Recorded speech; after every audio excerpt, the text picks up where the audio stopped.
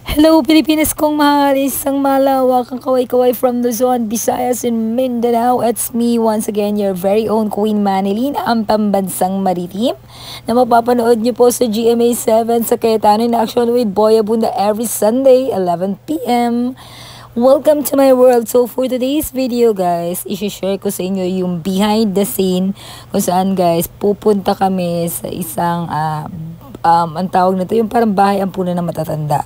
So, ito is sa Antipolo lang to guys. Malapit lang to sa bahay namin.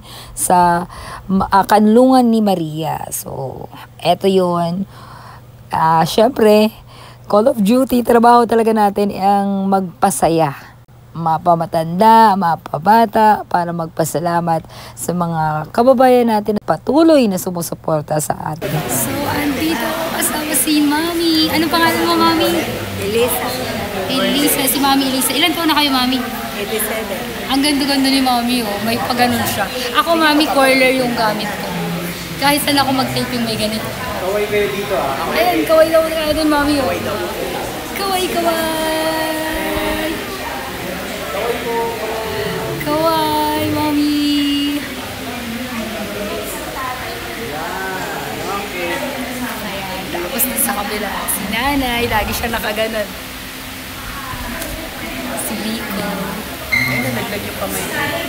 Lagi yan. Akin yan na. Ay, to? Si Nico at si Nanay. Andito kami sa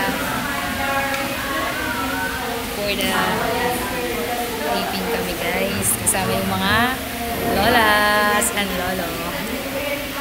Nakikipag dito na yung nag-aaway. Nag-aaway-aaway din po kayo dito.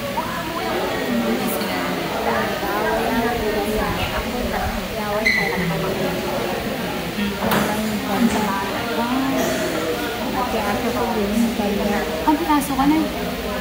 Kaya sa akin siya nagkawin na.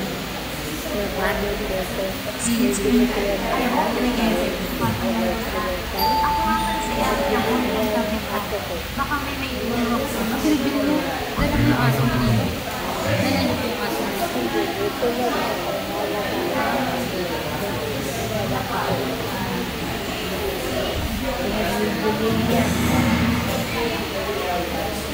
Dahil may nagsabi na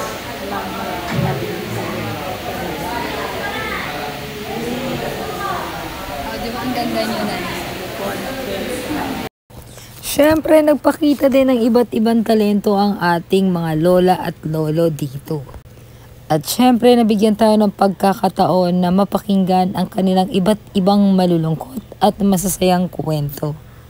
Ilan nga sa mga napansin ko dito guys is makikita mo sa kanilang balat, sa kanilang itsura, manunotice mo kasi at mararamdaman mo kung ano yung pamilyang pinagmula nila. Mayaman, mahirap, at ang ilan sa kanila guys is mukhang galing sa mayaman.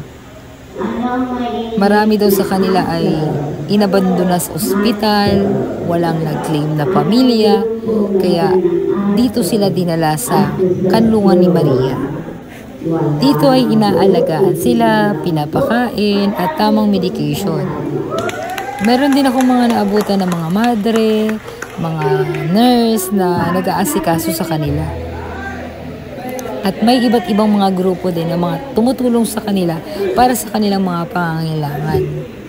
Sabik na ang ilan sa kanila sa pakikipag-usap, pakikipagkwentuhan, at bawat isa sa kanila ay maraming kwento na sabik na ibahagi sa bawat taong bibisita sa kanila.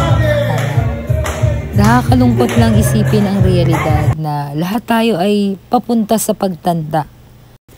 Nakakalungkot na tila walang ni isang membro ng pamilya na kumupkop sa kanila. Mahalin po natin ang ating pamilya. Pamilyang makakasama natin sa ating pagtanda at sa mga huling sandali ng ating buhay dito sa lupa. Muli po, ako po ang inyong pambansang maritim, Queen Manilyn, makakasama nyo sa kwentuhan, tawanan, at galaan.